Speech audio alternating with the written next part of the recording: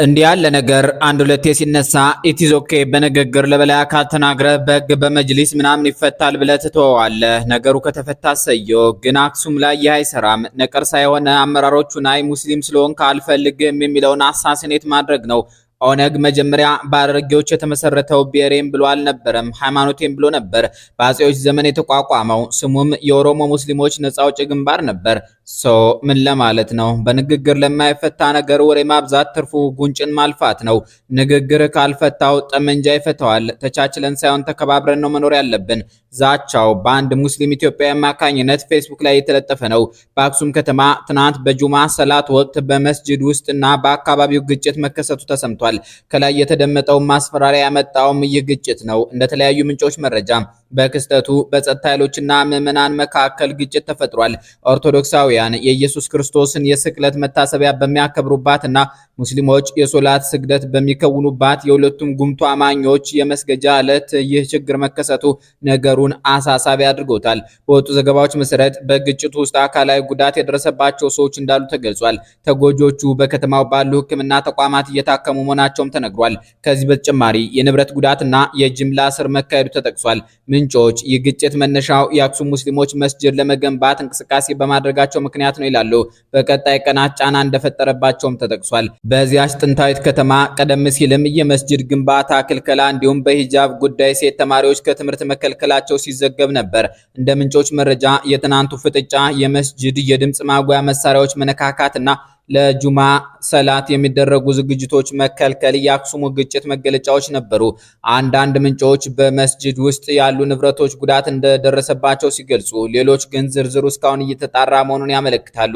የኢትዮጵያ ሙስሊሞች የጋራ ፎረም በመግለጫው ጥቃቱ የተቀናጀና በአካባቢው የጸጥታ ኃላፊዎች መሪነት የተፈጸመ መሆኑን ገልጿል። ይህም በሙስሊሙ ማህበረሰብ እምነትና መብት ላይ የተነሳ ከባድ ጥቃት መሆኑን አክሏል። በተጨማሪም በቅዱስ ቁርአን ላይ የተፈጸመ ክስተትና በምዕመናን ላይ የደረሰ ጉዳት ነው ብሎታል። የተከሰተው ነገር በምዕመኑ ላይ ከፍተኛ መከራ መፍጠሩ ተገልጿል። መግለጫው መንግስትንና ተገቢ አካላትን አስቸኳይ እርምጃ እንዲወስዱ ጠይቆ የተጠረጠሩ ኃላፊዎች ሕግ ፊት እንዲቀርቡ፣ የታሰሩ ሰዎች እንዲፈቱና ገለልተኛ ምርመራ እንዲካሄድ ማሳሰቢያ አቅርቧል። የትግራይ ክልልና የአካባቢው ኃላፊዎች እስካሁን ይፋዊ መግለጫ አልሰጡም። ይልቅስ ጉዳዩ በተጨማሪ ምርመራ ላይ መሆኑ ተጠቅሷል። ይህ ክስተት በአካባቢው የሃይማኖት ነጻነትና የህዝብ ደህንነት ጉዳዮች ላይ ውይይት እንዲነሳ አድርጓል። ከሳምንታት በፊት በቅዳሴው ቦታ ቀላ ሲዘመር እንዴት ሰንብተሻል እናትዋ ጎንደር፣ እናትዋ ብልሽ፣ ትንፋሽዋ ብልሽ፣ አካልዋ ብልሽ፣ መቼ ደረስኩልሽ የተባለላት ታታይ ሙሽሪት የእስልምና እምነት መምህሯን በሞት ተነጥቃለች። በነሽሃሊ ጎንደር ከተማ የሃይማኖት አባት ባልታወቁ አካላት ተገደሉ የሚለው ዜና ከተማይቱን ለሚወዱ ሁሉ ያዘን ምንጭ ነበር። በተለይ በከተማዋ አንድ ጥግ ላይ አዲስ ዓለም በሚባለው የጥንት መንደር ሙስሊሞች ተሰባስበው በሚኖሩባት በጎንደር የጀሚዓል ከቢር መስጂድ ኢማም ኡስታዝ መሐመድ ዘይኑ እንደ ትናንቱ አርብ ዕለት በሆነ ጊዜ የካቲት 27 ቀን 2018 ዓ.ም ከሰላት ሲመለሱ ምሽት 1 ሰዓት ላይ በመሃል ጎንደር በተተኮሰባቸው ጥይት ተገድለዋል ተብሏል። በወቅቱ አብረዋቸው በነበሩ ሌሎች 11 ሰዎች ላይ ደግሞ ድብደባ እንደተፈጸመባቸውና ንብረታቸው እንደተዘረፈ ተገልጿል። እስካሁን ድረስ በኡስታዝ መሐመድ ዘይኑ ግድያ ላይ ኃላፊነት የሚወስድ አካል አልተገኘም። የአማራ ክልል እስልምና ጉዳዮች ከፍተኛ ምክር ቤት ግድያውን የፈጸሙ አካላት ላይ መንግስታዊ እርምጃ እንዲወሰድ አሳስቦ ነበር። የተገደሉት ጎንደሬ በከተማዋ የታወቁ የመስጂድ ኢማም ነበሩ ተብሏል። ኡስታዝ መሐመድ ዘይኑ በመኖሪያ ቤታቸው በር ላይ መገደላቸው አሳዛኝ ሆኖ ግን ያለ ፍትህ ቀጥሏል። ግድያው የተፈጸመው በወላጅ አባታቸውና በታናሽ ወንድማቸው ፊት መሆኑም ጉዳዩን እጅግ መራር አድርጎት ነበር። ጎንደር በስሟ የሚጠሩት እስላማዊ መምህር የሸሃሊ ጎንደር ከተማ ነበረች። ዓለምን ሁሉ አገሬ ነው በማለት የሚታወቁት የዓለምን ካርታ ለመጀመሪያ ጊዜ በእኛ በአማርኛ ቋንቋና በአማርኛ ፊደላት እንዳዘጋጁ የሚነገርላቸው ሸሃሊ ጎንደር ጎንደርን አገሬ ጎንደሬን ወገኔ ብለው የእውቀትና የእምነት ጥማታቸውን ተወጥተውባታል። በቅርብ ጊዜ አንዳንድ ሙስሊሞች አዲስ አበባ ላይም ጥያቄ ማንሳት ጀምረዋል። መስቀል አደባባይ ኢድ አደባባይ ተብሎ ሊጠራ ይገባል ማለት ከጀመሩ ሰነባበቱ። ምክንያታቸው ለኢድ ጸሎት በዚያ ስለሚሰበሰቡ ነው። ነገር ግን ኦርቶዶክስ ክርስቲያኖች ይህን አይቀበሉም። ኦርቶዶክሳውያን ይላሉ ይህ ቦታ በመስቀል በዓል ስም የተሰየመ ነው፣ ስለዚህ ስሙ መቀየር አይገባውም። የኢትዮጵያ ሙስሊሞች ዛሬ እንዲህ በተገኘው ነገር ሁሉ ጥያቄ ከማንሳታቸውና በጎንደር ብሎም አክሱም እየተገደልን ነው ከማለታቸው በፊት የድምጻችን ይሰማ እንቅስቃሴ አነሳስተው ነበር። ይህ እንቅስቃሴ በ2005 ዓ.ም ተነሳ። ብዙ ሙስሊሞች መንግስት በሃይማኖታችን ጉዳይ ጣልቃ እየገባ ነው ብለው ተቃውሞ የጀመሩበት አጋጣሚ ነበር። ብዙም ዋጋ ከፍለውለታል። ከእንቅስቃሴው ዋና መሪዎች መካከል አህመዲን ጀበል አለበት። አህመዲን ጀበል የኢትዮጵያ ዘመናዊ ታሪክ ውስጥ በሃይማኖት በመብትና በማህበራዊ ንቅናቄ ጉዳይ ተሰሚ ድምጽ ካላቸው ሰዎች መካከል የሚጠቀስ ሰው ነው። በ21ኛው ክፍለ ዘመን መጀመሪያ ዘመናት ውስጥ በኢትዮጵያ ምድር የሃይማኖት ነጻነትና የሙስሊሞች መብት ጉዳይ በብዙ መወያያ ሆኖ ነበር። አህመዲን ጀበል በዚያ ጊዜ በመምህራን በወጣቶችና በህብረተሰቡ መካከል የታወቀ ድምጽ መሆን ችሏል። አህመዲን ጀበል በመጀመሪያ የታወቀው እንደ የእስልምና መምህር ወይም ኡስታዝና እንደ ደራሲ ነበር። በስብከቱ በንግግሩና በጽሁፎቹ ውስጥ ስለ ሰላም፣ ፍትህና ሃይማኖታዊ ነጻነት ይናገር ነበር። የሚጽፋቸው መጽሐፍትና የሚያቀርባቸው ትምህርቶች በተለይ በወጣቶች መካከል ተወዳጅ ሆኑ። ከ2005 ጀምሮ በኢትዮጵያ ውስጥ የሙስሊሞች ሰላማዊ ንቅናቄ በተነሳ ጊዜ አህመዲን ጀበል በዚያ ንቅናቄ ውስጥ ከታወቁ አንቀሳቃሾች አንዱ ሆነ። በዚህ ንቅናቄ ውስጥ የሙስሊሞች መብት እንዲከበር፣ የሃይማኖት ጉዳይ ከመንግስት ጣልቃ ገብነት እንዲጠበቅ ይጠይቁ ነበር። በኋላ ግን እነዚህ ንቅናቄዎች ከመንግስት ጋር ወደ ግጭት አመሩ። 2006 ዓ.ም በሆነ ጊዜ አህመዲን ጀበል ከሌሎች የንቅናቄው መሪዎች ጋር ተይዞ ታስሯል። ከዚያም በፍርድ ቤት ረጅም የእስር ቅጣት ተፈረደበት። ይህ ጉዳይ በአገር ውስጥና በውጭ ብዙ ውይይት አስነስቶ ነበር። ከብዙ ዓመታት እስር በኋላ በ2010 ዓ.ም አብይ አህመድ አሊ የተባለ የለውጥ ስም በኢትዮጵያ የፖለቲካ ለውጥ በተከሰተ ጊዜ አህመዲን ጀበል ከስር ተፈታ። ከዚያ በኋላም በህብረተሰብ ውይይት፣ በሃይማኖት ትምህርትና በማህበራዊ ጉዳዮች ዙሪያ ድምጹን ማቅረብ ቀጥሏል። በዝነኛው ድምጻችን ይሰማ የተሰኘ የሙስሊሞች እንቅስቃሴ ጊዜ ከአህመዲን ጀበል በተጨማሪ ሌሎች የኮሚቴ አባላትም ነበሩ። አቡበክር አህመድ ከዝርዝሩ ውስጥ አለበት። አቡበክር አህመድም እንዲሁ በኢትዮጵያ ዘመናዊ ታሪክ ውስጥ በእስልምና ትምህርት፣ በህብረተሰብ አገልግሎትና በሙስሊሞች መብት ንቅናቄ የታወቀ ሰው ነው። ከድምጻችን ይሰማ ንቅናቄ በፊት ኡስታዝ አቡበክር አህመድ የተባለ ስም በኢትዮጵያ የታወቀ የእስልምና መምህር መጠሪያ ነበር። ኡስታዝ አቡበክር አህመድ በመስጂዶች ውስጥ የሚሰጡት ትምህርት፣ በህዝብ መካከል የሚያቀርቡት ምክርና በወጣቶች መካከል የሚፈጥሩት ተጽዕኖ እጅግ ታዋቂ ነበር። በትምህርታቸው ውስጥ ስለ ሰላም፣ ስለ ፍትህና ስለ የሰው ልጅ ክብር ብዙ ይናገሩ ነበር።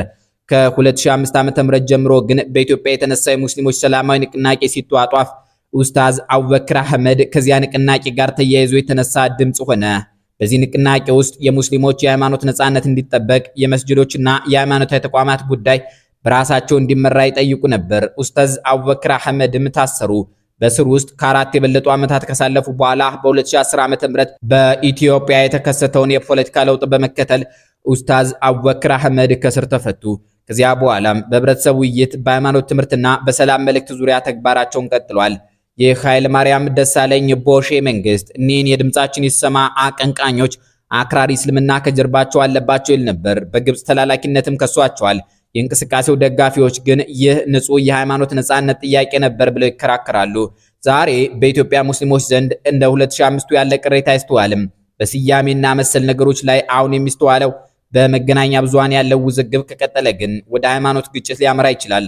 ነገር ግን ታሪክ ቀናውን ያሳያል። ኢትዮጵያ ለረጅም ጊዜ ክርስቲያንና ሙስሊም በአንድ ሀገር በሰላም የኖሩባት ሀገር ናት። ይህን እውነት የቴዲ አፍሮን ሸመንደፈር ከጂጂ እስከ መቼ ጋር በማነጻጸር ማጽናት እንችላለን። እጅጋየሁ ሽባባዊን አባት እስከ መቼ በተሰኘው የ1990ዎቹ ስራዋ እስከ መቼ ያዘላልቀናል፣ ገና ብዙ መንገድ ብዙ ይቀረናል ማለቷ ይታወሳል። ቴዎድሮስ ካሳሁን ገርማሞ በአንጻሩ ሸመንደፈር በተሰኘው የ1997 ዓ.ም ሙዚቃው ተዋዶ ያለበት እስላም ክርስቲያኑ ተዘነጋሽ እንደ ኢትዮጵያ መሆኑ ብሏል። የሸመንደፈር ዘፋኝ ኦርቶዶክስ ክርስትናንና እስልምናን የኢትዮጵያ ታላላቅ ሃይማኖቶች በመሆናቸው በተቃራኒ ጾታ ተቃራኒ እምነቶቹን ተከታዮች ወክሎ አጥንት ድረስ ዘልቆ በሚደመጥ ዜማና እየተወደደ በሚዘገን ግጥም እውነተኛ መተሳሰባቸውን ገልጧል። የዘመናዊት ኢትዮጵያ ትውልድ ይህን እድል ያገኘው እስላሙ የሸመንደፈር የባህሪ ገጽና ክርስቲያኗ ፍቅረኛው በቀደሙ ዘመዶቻቸው ጊዜ ስላልተበዳደሉ፣ ስላልተገዳደሉ፣ ስልጣን ስላልተቀማሙ አይደለም። የፖለቲካ አስተማሪውና ጸሐፊው ሀብታሙ አለባቸው በጉልጥምት ኢትዮጵያ እንደሚሉት ሁለቱን ሃይማኖቶች ርዕዮት አድርገው አገር የመሩ ኃይሎች በረጅም ዘመናት መስተጋብራቸው ጦርነት የምንጠላበትን ማስታወሻ ቅርስ ትተውልን ስላለፉ ነው ይላሉ። ከዚህ በተቃራኒ ሁለት ወይም መላ ኢትዮጵያውያንን እንደየብሔራቸው መዋደዳቸውን፣ መተሳሰባቸውን፣ ተቃራኒ ጾታ ያላቸውን ልጆቻቸው በፍቅር ሙጫ መጣበቃቸውን የሚገልጥ ሸመንደፈር የለንም። ምናልባት ካለም አጥጋቢ አይደለም። እዚህ ድምዳሜ ላይ በፍጹም የለንም ብለን እንዳንምል የእጅጋየሁ ሽባባው የኢትዮጵያን ብሔሮች በእርግጥም በስም አጠራቸውም በመልክዓ ምድራዊ ፌዴራሊዝም ላይ ታተኩራለች። ወንድማማችነታቸውን ለመስበክ ጎጃም ያረሰውን ለጎንደር ካልሸጠ፣ ጎንደር ያረሰውን ለጎጃም ካልሸጠ፣ የሸዋ አባት ልጁን ለትግሬ ካልሰጠ፣ የሐረር ነጋዴ ወለጋ ካልሸጠ፣ አገር ወዴት ዘመም አገርም አለችኝ አገር የኔ ህመም ትላለች። የሷው ዘፈን እስከ መቼ አገር ወዴትና ገና ብዙ መንገድ ብዙ ይቀረናል፣ እኔን የራበኝ ፍቅር ነው የሚሰኙ በጉድለት ላይ የሚያተኩሩ አገላለጾች አሉበት ነው። ተዋዶ ያለበት እስላም ክርስቲያኑ ተዘነጋሽ እንደ ኢትዮጵያ መሆኑ ሸገር አዲስ አበባ አንቺ ያለሽበት ራጉኤል አይደለይ ያንዋር ጎረቤት እንደሚሉት የቴዲ አፍሮ መስመሮች ደረቷን መንፋት አልቻለችም። በብንያም አቡራ ቃላት ባለቅኔዋ ሶሪት የምትባለው ጅጂ የኢትዮጵያን ብሔሮች ወንድማማችነት በልመና ደረጃ እንደተወቹ ነው። በእርግጥም ዛሬ የኢትዮጵያ ሁለተኛው ሰፊ መሬት ያለው ክልል ላይ እኔን የራበኝ ፍቅር ነው የሚያሰኝ ስሙን በብሔር የሚጠራ ተዋጊ አለ። በኦሮሚያም እንዲሁ ነው። ራሱን የኦሮሞ ነጻነት ሰራዊት ብሎ የሚጠራው ቡድን አገር ወዴት ዘመም የሚያስብል በብሔር ስም የሚጠራ ውጊያ ላይ ነው። የትግራይን ህዝብ ነፃ ወጣለሁ ብሎ የተነሳበትን ስሙ እንደያዘ የሚገኘው ህወሓት የሚመራው ቡድን ከማዕከላዊ መንግስት ጋር ተዋግቶ ቁስሉ አላገገመም። ለሌላ ውጊያም ውረድ እንውረድ እየተባባሉ ነው። የኢትዮጵያ ሙስሊሞችና ክርስቲያኖች ግን ፈጽሞ የመዋጋት ስጋት የለባቸውም። ፍትጊያው ከሙጂብ አሚኖና ከፎይ አፍ መካፈት አያልፍም። እናም እንዲህ ብለን መጠየቅ አለብን። ሐቀኛውን የብሔሮች ሸመንደፈር ያልዘፈን ነው እስካሁን የተዋጋነው ውጊያ ጦርነትን ለመጥላት በቂ ያልሆን ብሎ ነው ወይ? የሆነ ሆኖ የመስቀል አደባባይ ኢድ አደባባይ አለመባል የሚያንገበግባቸው ሙስሊም የኢትዮጵያ ልጆች አሉ። ምክንያቱም መስቀል አደባባይ እንዲሁ የመሬት ስፍራ አይደለም። ይህ ቦታ የታሪክ፣ የሃይማኖት፣ የፖለቲካ ምልክት ነው። በአክሱም የኢትዮጵያ ሙስሊሞች አለመከበራቸው ጉዳይ የሚያንገበግባቸው አሉ። ምክንያቱም የመጀመሪያው ሙስሊሞች ስብስብ አክሱም የደረሰ ነው። ዓለም ላይም የመጀመሪያዋ ከመካ ቀጥላ እስልምናን የተቀበለች አካባቢ አክሱም ናት ብለው የሚከራከሩ ኃይሎች አሉ። ስለዚህ በክርክሮቹ ዙሪያ በጥንቃቄ መወያየት ያስፈልጋል። ኢትዮጵያዊ ሙስሊሞች በትክክልም ኢትዮጵያዊ መሆናቸውን ለማስረዳት ያልነጃሺ ታሪክና ከኢትዮጵያ ጋር ያለው ግንኙነት መፈተሽ አለበት። ያልነጃሺ ታሪክ በኢትዮጵያ ታሪክ ውስጥ ከሙስሊሙ ዓለም ጋር የሚያያዝ አስፈላጊ ታሪክ ነው። ታሪክ የተያያዘው ከአክሱም ንጉስ አርማህ ጋር ነው። በእስልምና ታሪክ ንጉስ አልነጃሺ ተብሎ ይጠራል። በሰባተኛው ክፍለ ዘመን የእስልምና መስራች ነብዩ መሐመድ ተከታዮች በመካ ከባድ ግፍ እየተፈጸመባቸው ነበር። በዚያ ጊዜ ነብዩ ለተከታዮቻቸው እንዲህ ብለው አስተማሯቸው ተብሎ ይነገራል። በአቢሲኒያ ፍትሃዊ ንጉስ አለ፣ እርሱ ሰውን አይጨቁንም፣ ወደዚያ ሄዱ። በዚህ ምክንያት የሙስሊሞች ቡድን ወደ አክሱም ገባ። ይህ በእስልምና ታሪክ የመጀመሪያ ሂጅራ ተብሎ ይታወቃል። ከመካ ወደ አክሱም የገቡ የመጀመሪያዎቹ ሙስሊሞችን እንዲያባረር ንጉስ አርማ ተጠይቆ ነበር ይባላል። ነገር ግን ንጉሱ ሙስሊሞቹን በፍትህ ሰምቶ መከላከል እንዳደረገላቸው ይነገራል። በታሪኩ መሰረት በሙስሊሞች መካከል ያለው ጃዕፈር ኢብን አቢ ጣሊብ ስለ እስልምናና ስለ ማርያም ታሪክ ከቁርአን አንብቦ ለንጉሱ እስከ ማስረዳት ደርሷል። ንጉሱ ይህን ካዳመጠ በኋላ ሙስሊሞቹን ለመጠበቅ ወሰነ። ይህ ታሪክ ኢትዮጵያን በእስልምና ታሪክ ውስጥ የላቀ ቦታ እንዲኖራት አድርጓል። በእስልምና ታሪክ መሰረት አልነጃሺ በኋላ እስልምናን ተቀበለ ተብሎ ይታሰባል። ነገር ግን ይህ ጉዳይ በታሪክ ምንጮች ላይ ክርክር አለበት። አንዳንድ የታሪክ ጥናቶች እርሱ ክርስቲያን ንጉስ እንደሆነ ማለፉን ይገልጻሉ። ነገር ግን በሁለቱም ታሪክ ውስጥ የሚታየው አንድ ነገር ነው። ንጉስ አርማ ፍትሃዊ ሰው ነበር። የአልነጃሺ ታሪክ ብዙ ጊዜ በኢትዮጵያ ሙስሊሞችና ክርስቲያኖች የሰላም ምሳሌ እንደሆነ ይጠቀሳል። ምክንያቱም ይህ ታሪክ የሚያሳየው ነገር አንድ ነው። ኢትዮጵያ በረጅም ዘመን ሃይማኖታዊ መቻቻል ያለበት ሀገር መሆኗን።